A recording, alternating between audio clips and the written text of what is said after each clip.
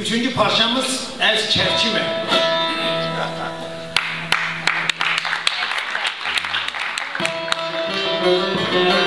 Hocam, aklına sığınarak. Şimdi çerçi biliyorsunuz. Yani birçoğumuz bilir, özellikle bizim kuşağımızda olabilir, gençler bilmez. Köyden köye önce torbasıyla yani buhçacı olarak gelir, sonra atıyla eşeğiyle köyden köye giderdi. Malzeme satardı.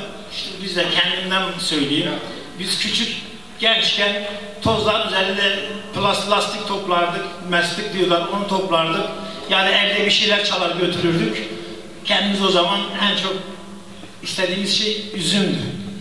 Dolayısıyla şimdi ben sizi köye götüreyim, çerçi olarak geliyorum. Çerçi.